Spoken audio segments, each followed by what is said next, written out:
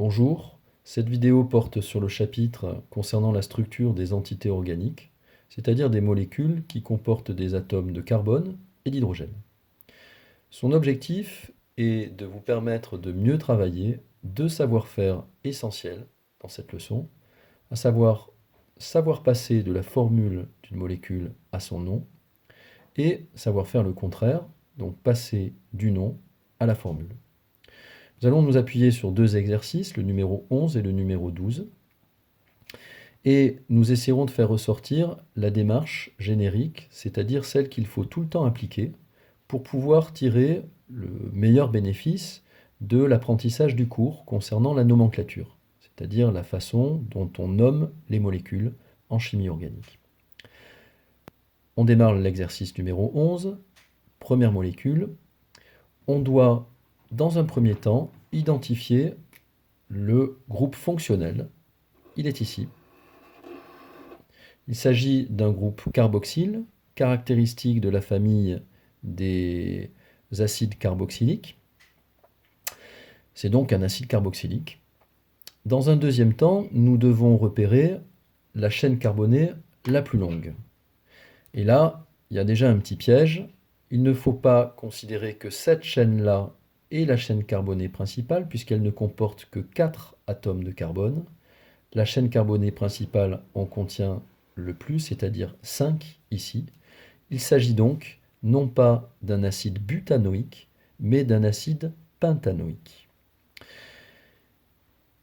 Dernière étape, nous constatons qu'il y a une ramification. Ici, ce qu'on appelle aussi un groupe alkyle. Ce groupe alkyle porte un nom, c'est un groupe méthyle. Et il nous faut pouvoir indiquer à quel endroit de la chaîne carbonée principale il se situe. Pour cela, nous devons numéroter la chaîne principale et on part toujours, dans le cas des acides carboxyliques, du carbone fonctionnel, c'est-à-dire du carbone de la fonction. 1, 2, 3, 4, 5.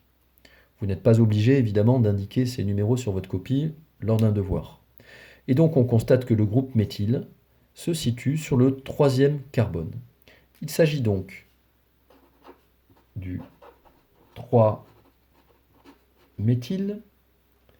C'est un acide, donc acide 3-méthyle pentanoïque. On a donc acide et OI qui sont en lien avec le groupe fonctionnel. On a pentane qui est en lien avec la chaîne carbonée qui comporte 5 atomes, dont le carbone fonctionnel. Attention à ne pas l'oublier celui-là. Et on a 3-méthyle qui concerne la ramification.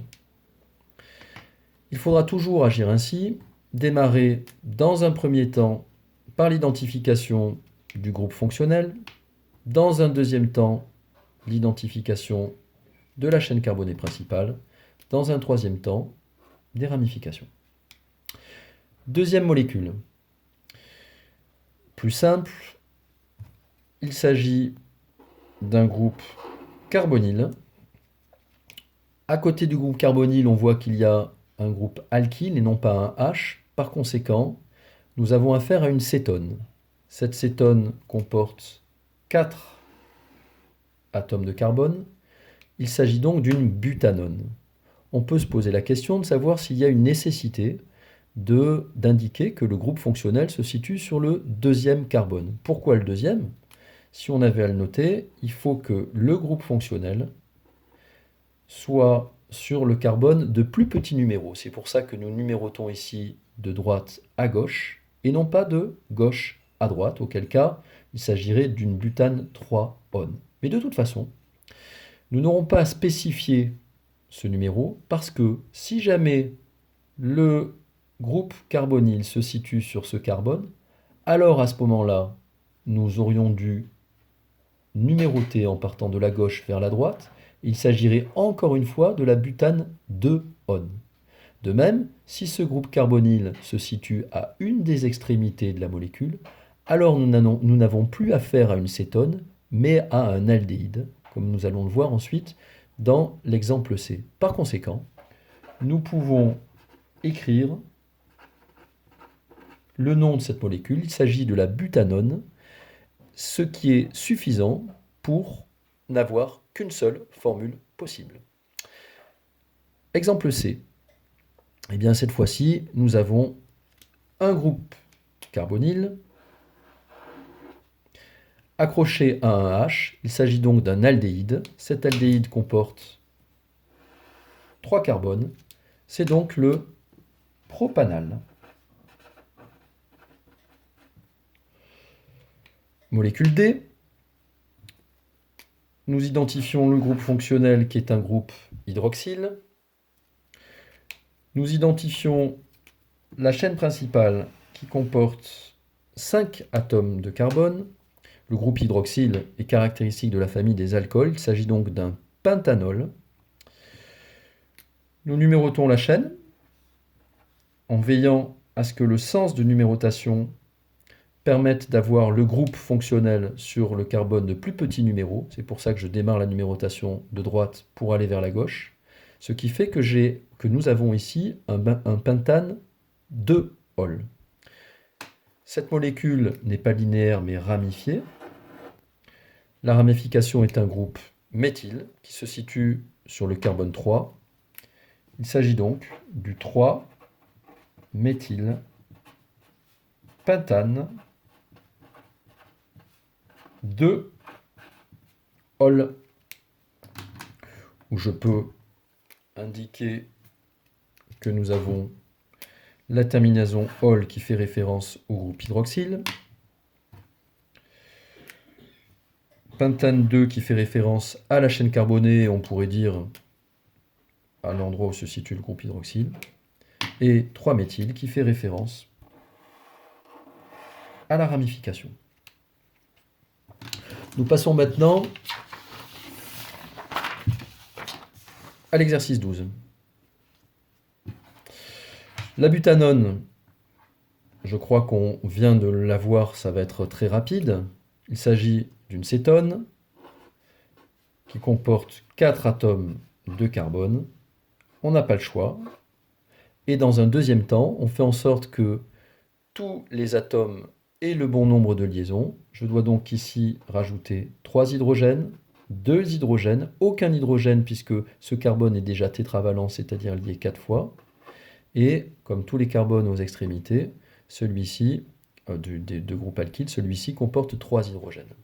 Concernant l'acide méthylpropanoïque, on constate qu'il s'agit donc d'un acide carboxylique, je peux l'entourer comme je l'ai fait précédemment, qui comporte 3 atomes de carbone dans sa chaîne principale. Je peux par conséquent écrire comme ceci. Et il s'agit d'un acide ramifié avec un groupe méthyle. Je ne peux pas mettre le groupe méthyle à l'extrémité, sinon ce ne serait plus un acide propanoïque mais butanoïque.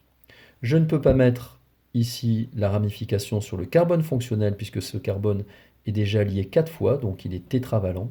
Par conséquent, il n'y a qu'une possibilité. Il nous reste à rajouter le bon nombre d'atomes d'hydrogène, 3 à l'extrémité, 1 ici.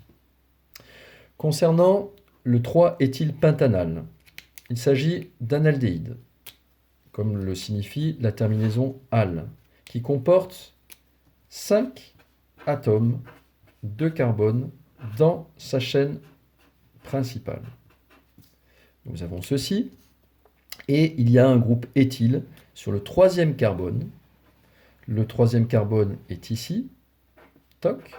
Le groupe éthyle, je peux le noter C2H5 ou CH2CH3. Et on termine CH3, CH2, ici CH, CH2. On a la formule du 3-éthylpentanal. On termine si on a le temps, mais ça va être compliqué. Je n'ai plus le temps. Juste pour vous indiquer que nous avons ici le groupe carbonyle accroché au H. Nous avons ici le la ramification et nous avons ici